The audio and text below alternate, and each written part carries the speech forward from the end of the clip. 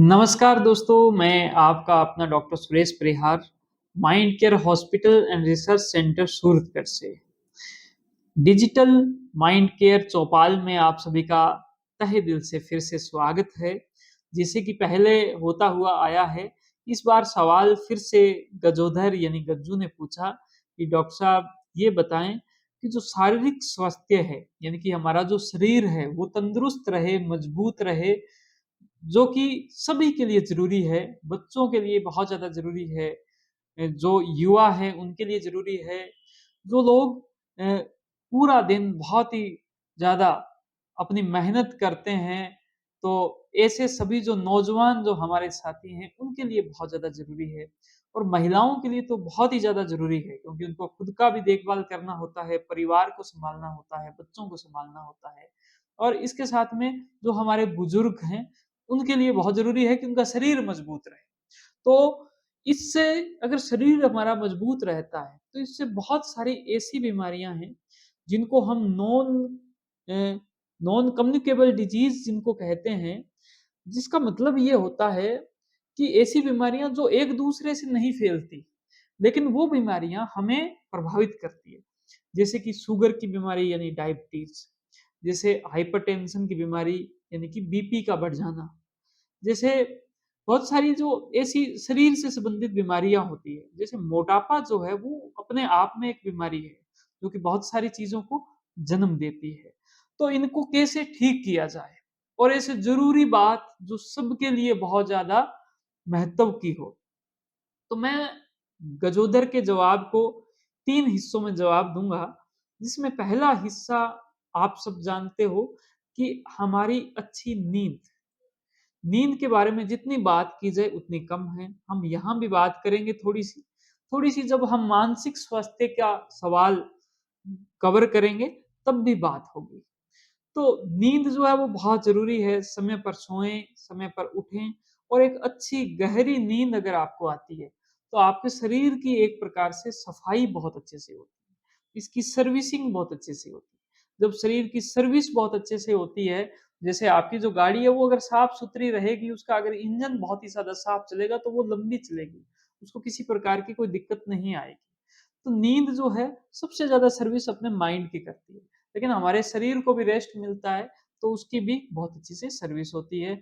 आपका सारे जो सिस्टम हैं, जैसे कि पेट का जो सिस्टम है, वो भी बहुत ही सही हो जाता है सब चीज़ें।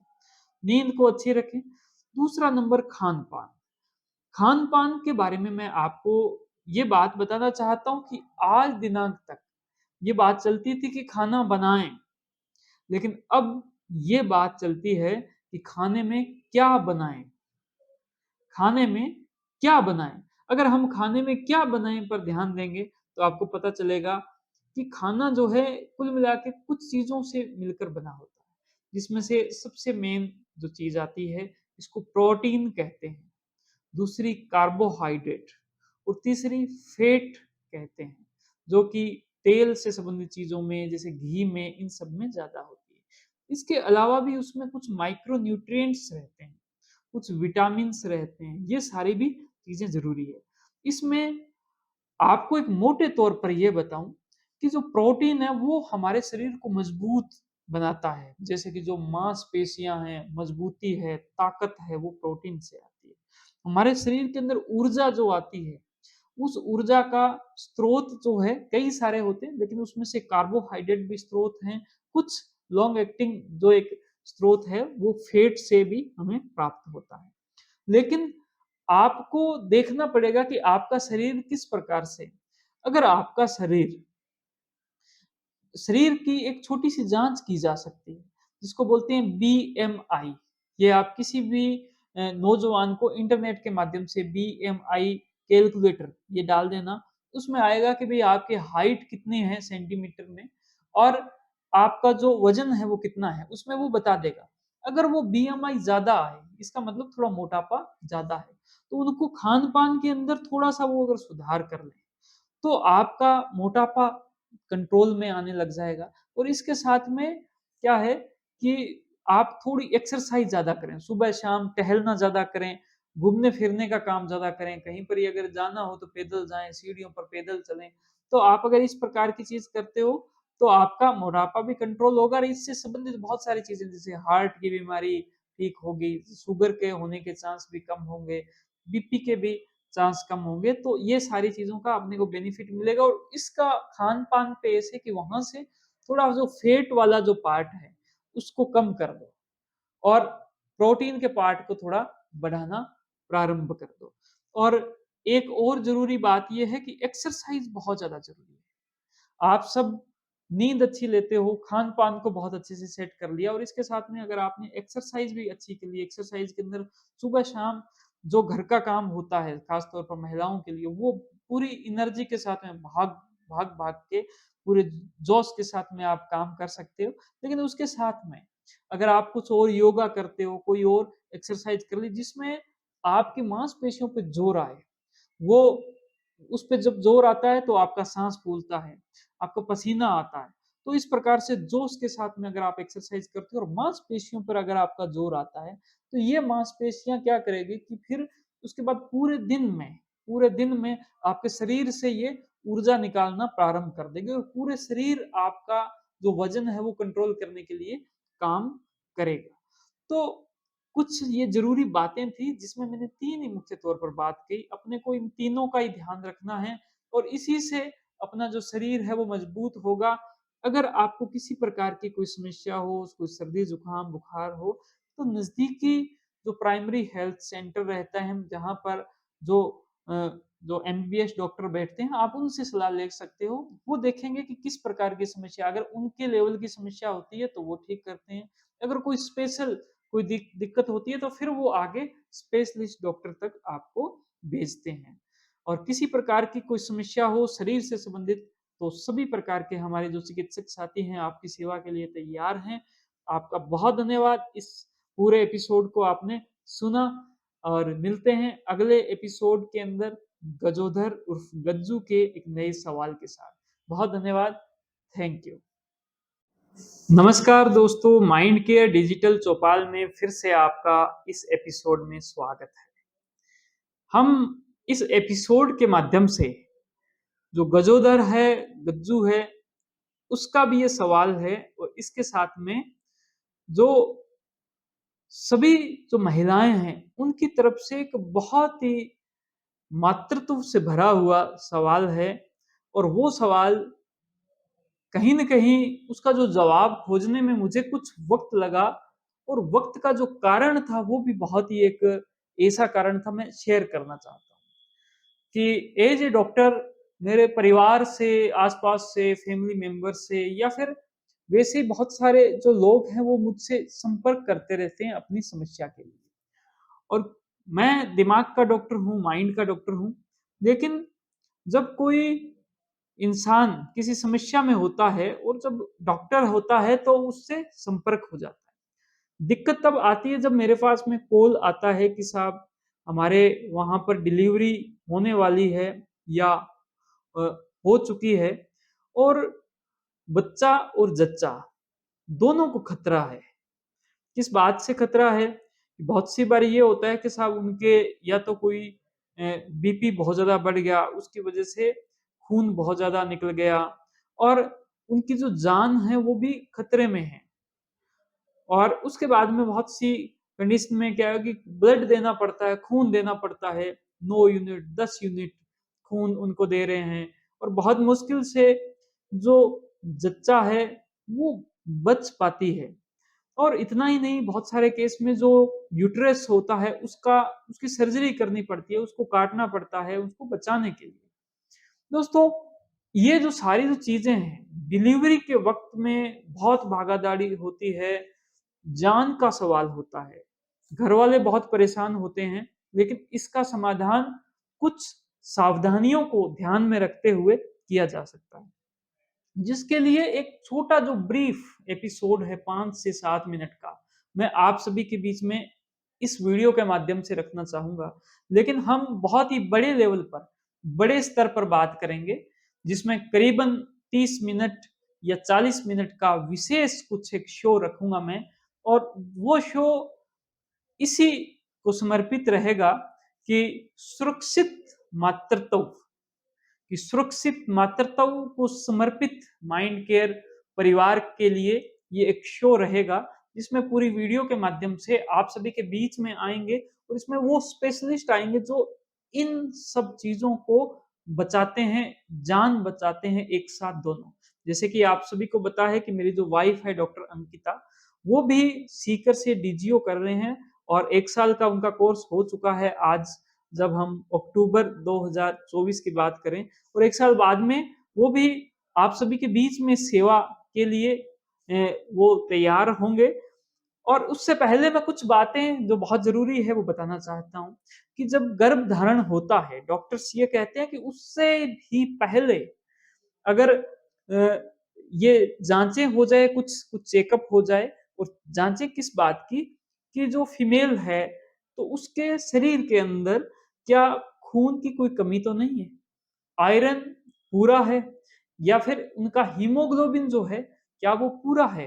हीमोग्लोबिन सही है? जो कि एक सीबीसी की जाँच होती है, वो ₹50, ₹100, ज़्यादा से ज़्यादा ₹200 में वो हो जाती है। तो उससे आपको पता चल जाता है कि हीमोग्लोबिन पूरा है या नहीं है। इसके अलावा जो बी12 विटामिन होता है, वो बी12 विटामिन जो है, वो क्या पूरा है? इसके अलावा जो कैल्शियम होता है, वो भी पूरा होना ज़रूरी है, और ज़िंक जो है, उसका भी पूरा होना ज़रूरी है। बाकी चीज़ों की कोई ख़ास आवश्यकता नहीं, लेकिन मुख्य तौर पर विशेष ध्यान देना होता है हमें आयरन पे और हीमोग्लोबिन पे। क्योंकि जैसे ही प्रेगनेंसी स्टार्ट होती है, तो शुरुआत के जो 3 महीने हैं, अगर उसके अंदर मान लो बी12 कम हो जाए, ये जो विटामिन कम हो जाए, या फिर आयरन अगर कम हो जाए, तो शुरुआत के 3 महीने में जो वहाँ पर जो भ्रूण पैदा हो रहा है, उसका डेवलपमेंट बहुत फ़ास्ट होता है, और उसके डेवलपमेंट में होने में उसके अंदर इन सब चीज़ों की बहुत ज़्यादा आवश्यकता होती है। अगर इनकी आवश्यकता अच्छे से पूरी नहीं हुई, अगर कमज़ोरी रही शरीर के अंदर, तो इनका डेवलपमेंट नहीं हो पाएगा, और इसकी वजह से आगे जो एक रहता है, वहाँ पर अबॉर्शन के चांस बढ़ जाते हैं, या फिर अगर डेवलपमेंट हो गया तो भी अधूरा होगा, पूरा नहीं हो पाएगा। तो हमें बहुत अच्छे से इस बात पे ध्यान देना है कि ये जो चीज़ें हैं, ये बहुत अच्छे से ज़रूरी वहाँ पर पूरी हो शरीर के अंदर। ये जो है वो कैसे पूरी होगी, किस प्रकार से होगी, और 3 महीने का ही जो वक़्त है वो ये ज़रूरी इस वजह से भी ज़्यादा हो जाता है, क्योंकि अगर मान लो कि हमें पता चल रहा है कि भई उनके अंदर हीमोग्लोबिन की कमी हो गई, आयरन की उनके अंदर कमी हो गई, और उसके बाद में वो जो प्रेगनेंसी है उसके शुरुआती 3 महीने में हम आयरन कोई एक्स्ट्रा या फिर बहुत ज़्यादा उसकी जो डोज़ है वो भी हम उसके अंदर दे नहीं सकते हैं। क्योंकि ज़्यादा मात्रा में आयरन शुरुआत में दिया भी नहीं जाता है, क्योंकि वो बच्चे को नुकसान करता है। इसलिए ये जो चीज़ शुरुआत में ही पूरी करनी बहुत ज़्यादा ज़रूरी होती है। तो ये मेरा एक विशेष तौर पर आपको आग्रह था, आपसे एक निवेदन था। दूसरा नंबर बात ये है कि जैसे ही प्रेगनेंसी कन्फर्म हो, उसी के साथ में गवर्नमेंट ने बहुत ही अच्छा एक सिस्टम किया है कि आंगनबाड़ी के साथ में आपको वहाँ पर रजिस्ट्रेशन करवाना बहुत ज़रूरी है। जैसे ही आप वहाँ पर रजिस्ट्रेशन करवा लेते हो, गवर्नमेंट को पता चलने लग जाता है। गवर्नमेंट ने, सरकार ने हमारे लिए सुविधा की है कि वो घर पर आकर आशा सहयोगिनी जो होती है, आपको समझाते हैं, हर प्रकार की आपसे बात करते हैं, और आपका एक कार्ड बनता है, और उस कार्ड के माध्यम से पूरी जानकारी आपको दी जाती है। आपको किसी भी डॉक्टर को भी फ़ोन करने की आवश्यकता नहीं रहेगी, इतनी सारी जानकारियाँ हमारे सब के अंदर जो जानकारी है, उससे भी कहीं ज़्यादा जानकारियाँ उस कार्ड के माध्यम से आप तक पहुँच रही है। इतना ही नहीं, उस कार्ड के अंदर बहुत सारी ऐसी डिटेल होती है, जैसे कि आपको कम से कम आपकी ये जो 9 महीनों की यात्रा रहती है प्रेगनेंसी की, उसके अंदर 3 बार किसी महिला विशेषज्ञ को, जो कि ऑब्स्टेट्रिक्स के जो स्पेशलिस्ट जो रहते हैं, जिनको हम महिला और प्रसूति विशेषज्ञ कहते हैं, उनके माध्यम से आपको चेकअप करवाना बहुत ज़रूरी है। वो खुद हाथ लगा के चेक करेंगे। इसके साथ में आपको सोनोग्राफ़ी उनकी सलाह पे सोनोग्राफ़ी करवाना ज़रूरी है। उनको लगेगा नॉर्मल, अगर सोनोग्राफ़ी की आवश्यकता है तो नॉर्मल आप वहाँ पर करवाएँ। वहाँ पर कुछ एडवांस सोनोग्राफ़ी की भी आवश्यकता होती है, तो वहाँ पर आप एडवांस सोनोग्राफ़ी भी करवाएँ। और इतना ही नहीं, जैसे-जैसे ये अगर प्रेगनेंसी आगे बढ़ती है, उसके साथ में आपको अपना जो बीपी है, यानी कि ब्लड प्रेशर, वो भी चेक करवाना बहुत ज़्यादा ज़रूरी है। बहुत सी केस में देखा जाता है कि लास्ट जो महीने हैं, जिसमें 7वें 8वें महीने के बाद में बीपी बढ़ने की जो समस्या है वो आने लग जाती है। और बीपी बढ़ने के साथ में एक बहुत बड़ी समस्या है जिसको बोलते हैं एक्लेम्सिया। इसके अंदर महिला को दौरे आने स्टार्ट हो जाते हैं, मिर्गी जैसे दौरे। और वो एक बहुत ही खतरनाक स्थिति होती है। इस स्थिति के अंदर हमने खुद ने देखा है कि पता ही नहीं चलता कि नॉर्मल महिला महिला लगती है, वो हॉस्पिटल में एडमिशन हुई, उसके बाद में उसका बीपी चेक किया और कुछ करें उससे पहले ही दौरा आ गया। और उस दौरे के अंदर क्या हो गया कि कुछ ही मिनट का दौरा था, लेकिन उसके अंदर बहुत बड़ा नुकसान हो गया। तो ऐसा हो सकता है। इसका समाधान यही है कि हम सतर्क रहें, हमें पता हो और जांचें पूरी हो, टेस्टिंग पूरी हो, कोई खास खर्चा नहीं लगता। गवर्नमेंट के साथ में अगर आप जुड़ते हो, उनकी स्कीम के साथ में जुड़ते हो, तो आपको बहुत सारी बेनिफिट मिलती है। सरकारों ने हर प्रकार की व्यवस्थाएं वो की है।